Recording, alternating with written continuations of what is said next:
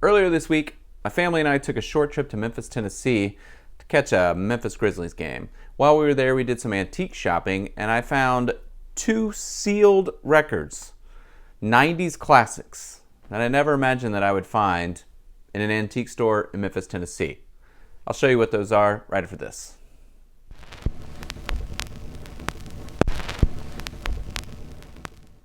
So this past week has been spring break for my family and I, and we decided to take a quick trip to Memphis, Tennessee to catch a Memphis Grizzlies game.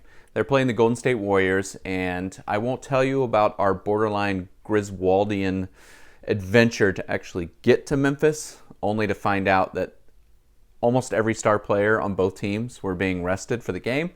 After I spent a pretty penny on 4 tickets to hopefully see Ja Morant, Steph Curry, Klay Thompson, Draymond Green, even Jaren Jackson Jr. play, none of which did. Again, I won't go into that. Save that video for another time and another channel. But we still enjoyed ourselves. We had fun at the game. And the next day we decided to just, drive around Memphis and find as many antique stores as we could, as well as record stores.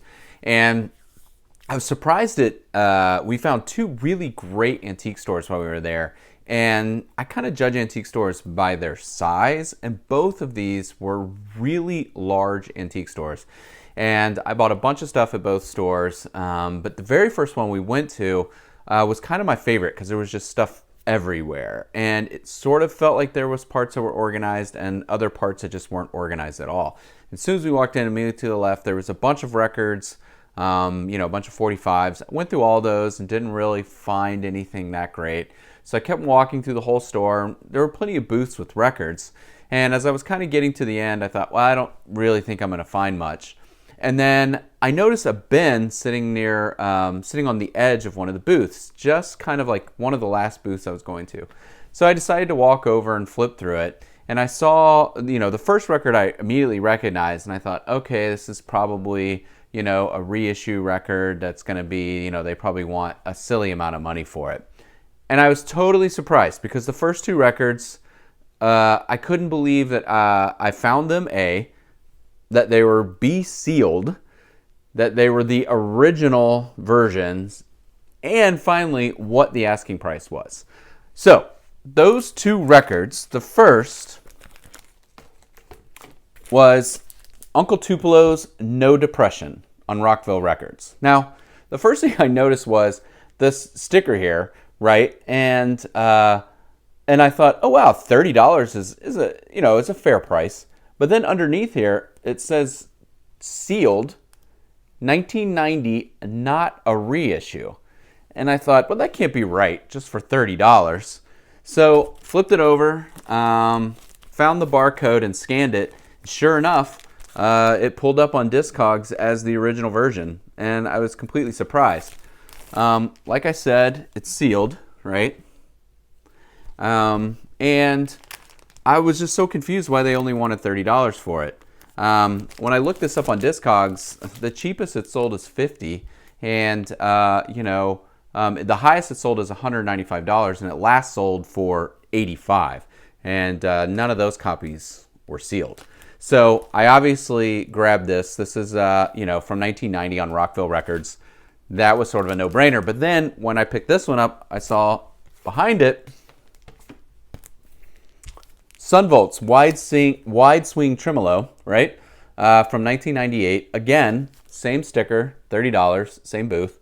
1998, sealed.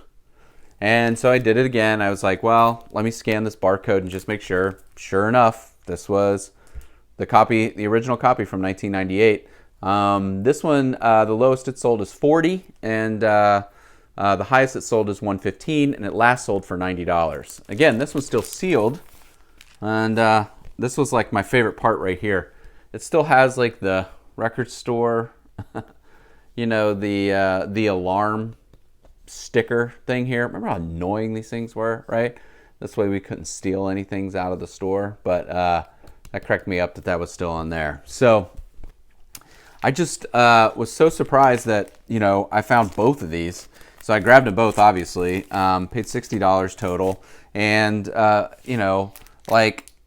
it kind of goes back to my sort of theory on antique stores, which is, you're either going to find, well, record shopping in general has gotten to the point to where I think it's like people in antique stores will find like a Jefferson Airplane record, or like, you know, something, you know, Bee Gees, or just something like very common. And they'll put $20, $30 on there just because they recognize the name and they think records are back. And so they say, yeah, you know, like people are buying records and this is what I remember buying when I was young, Journey or something like that. So they put these ridiculous prices on there and they'll sit forever. But I think people just don't really realize, and I'm not sure why they wouldn't look it up to see, because these are very easy to find on Discogs, and notice that, you know, a $30 price is a little too low.